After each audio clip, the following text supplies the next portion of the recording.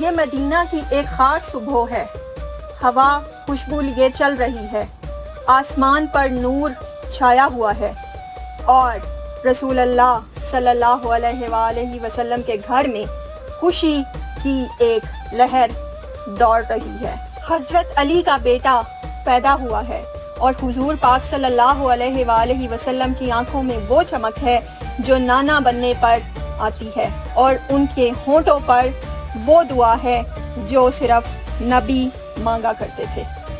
اے اللہ، یہ میرے بیٹوں میں سے ایک بیٹا ہے، اے اللہ اس سے محبت کر جو اس سے محبت کرے، اس سے دشمنی رکھ جو اس سے دشمنی رکھے۔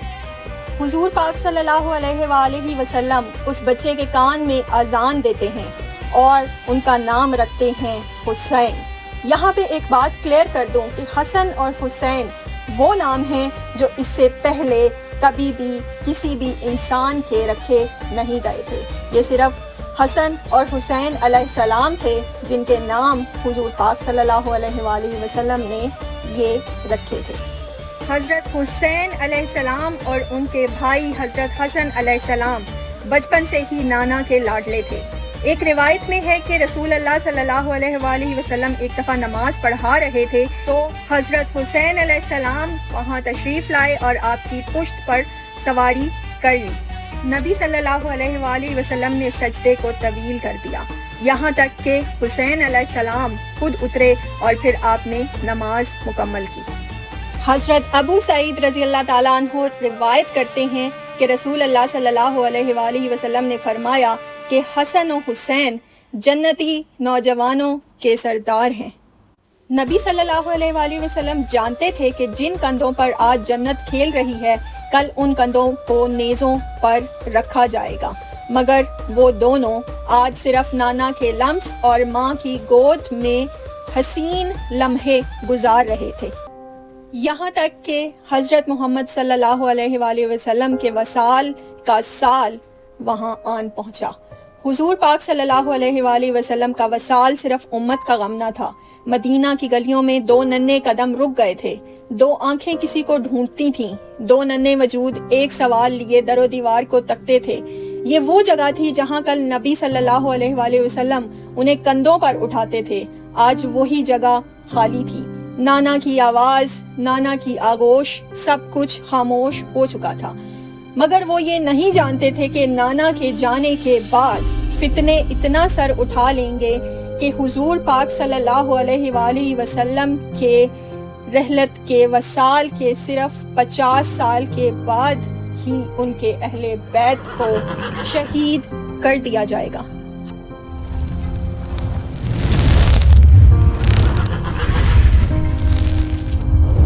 حضرت محمد صلی اللہ علیہ وآلہ وسلم پردہ فرما گئے تھے اور مدینہ کی فضا میں نئی آزمائشیں داخل ہو چکی تھی۔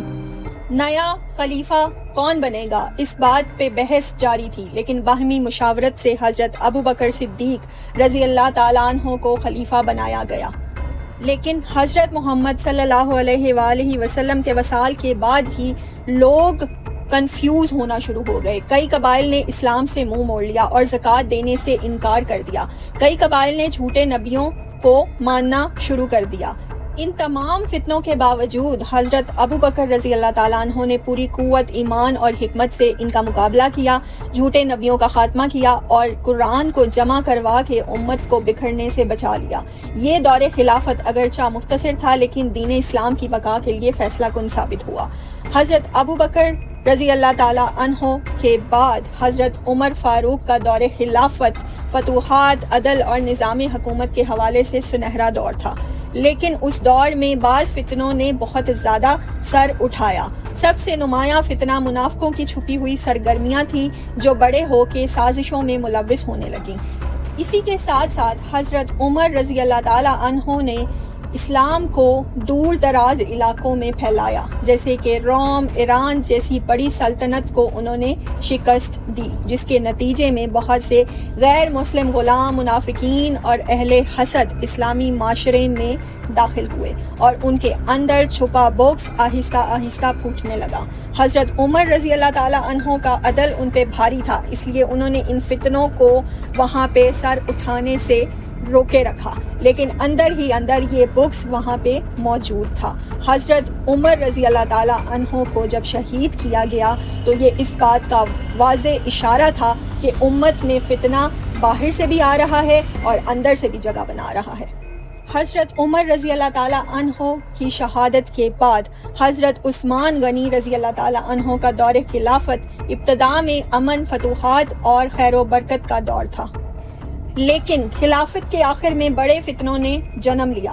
سب سے بڑا فتنہ سیاسی منافقت اور پروپیگنڈے کا تھا، جو مختلف علاقوں خصوصاً مصر، کوفہ اور بصرہ سے اٹھا۔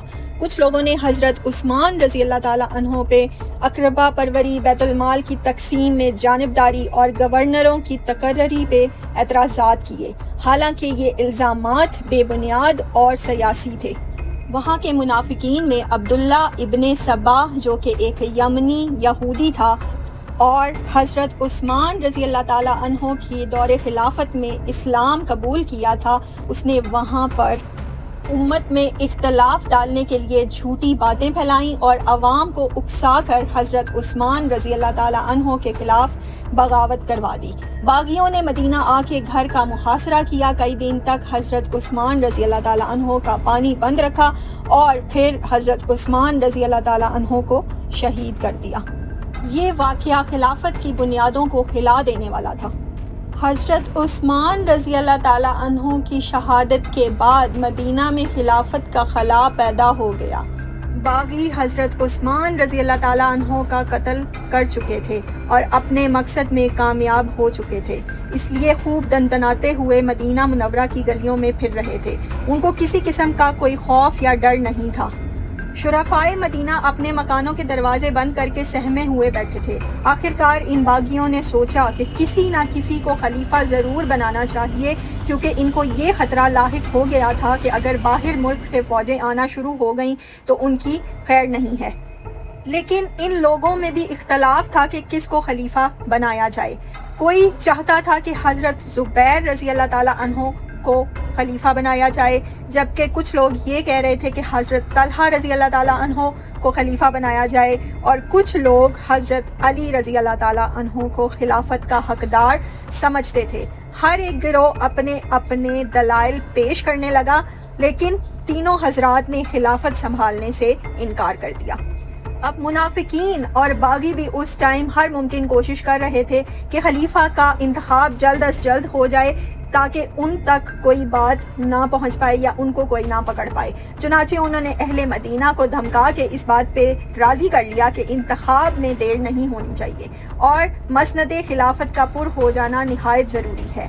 بہت سے لوگوں کا رجحان حضرت علی علیہ السلام کی طرف تھا اور اہل مدینہ بھی حضرت علی علیہ السلام کے حق میں تھے، اس لیے حضرت علی علیہ السلام چوتھے خلیفہ بننے کے لیے تیار ہو گئے۔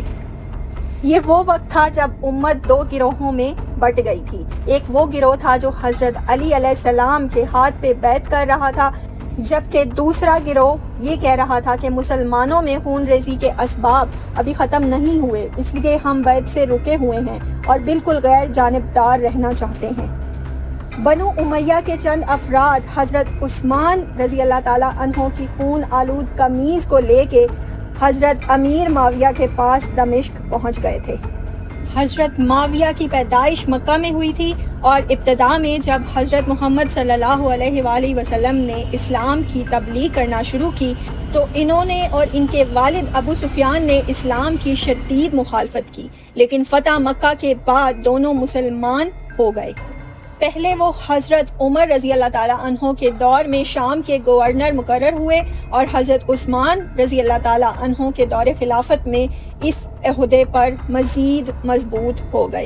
حضرت عثمان رضی اللہ تعالیٰ عنہ کی شہادت کے بعد حضرت معاویہ کے پاس جب بنو امیہ انصاف کے لیے پہنچے تو حضرت معاویہ نے حضرت علی علیہ السلام کی بیعت سے انکار کر دیا اور کہا کہ جب تک حضرت عثمان رضی اللہ تعالیٰ عنہ کا قصاص نہیں لیا جائے گا یا بدلہ نہیں لیا جائے گا، اس وقت تک میں حضرت علی علیہ السلام کی بیعت نہیں کروں گا۔